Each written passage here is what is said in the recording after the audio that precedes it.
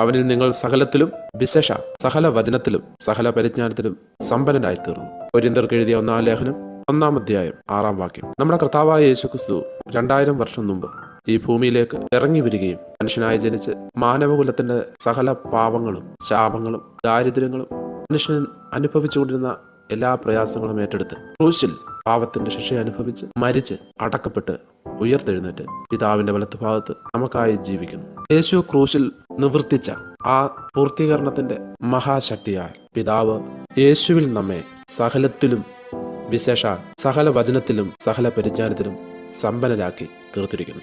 ഇതാണ് എന്നെക്കുറിച്ചും നിങ്ങളെക്കുറിച്ചുമുള്ള ദൈവിക അരുളപ്പാട്. എന്റെയും നിങ്ങളുടെയും ജാതകം എന്നുള്ളത് ഇതാണ്. എന്നെയും നിങ്ങളെയും കുറിച്ചുള്ള ദൈവത്തിന്റെ ഹിതം എന്നുള്ളത് ഇതാണ്. യേശുവിലായിരിക്കുന്ന ഞാനും നിങ്ങളും 100% ആത്മീയത്തിലും ഭൗമ്യത്തിലും വിശേഷാൽ സകല വചനത്തിലും സകല പരിജ്ഞാനത്തിലും സമ്പന്നർ തന്നെയാണ്. എന്നെക്കുറിച്ചും നിങ്ങളെക്കുറിച്ചും വചനം ഇപ്രകാരം പറയുന്നുവെങ്കിൽ അതാണ് ശരി. പലപ്പോഴും നാം നമ്മുടെ ഇപ്പോഴത്തെ അനുഭവങ്ങളിൽ വിശ്വസിക്കുകയും അത് പറയുകയും ചെയ്യുന്നവരാണ്.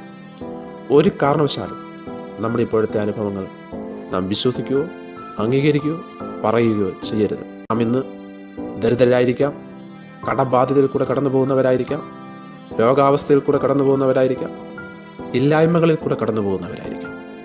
ഇതല്ല ശരി. ഇത് നിങ്ങൾ അംഗീകരിക്കരുത്. ഇത് നിങ്ങൾ വിശ്വസിക്കരുത്. നിങ്ങളെക്കുറിച്ച് മാറ്റമില്ലാത്ത വചനത്തിൽ എഴുതി വച്ചിരിക്കുന്നു. ക്രിസ്തുവിലായിരിക്കുന്ന നിങ്ങൾ സകലത്തിലും സമ്പന്നരാണ്.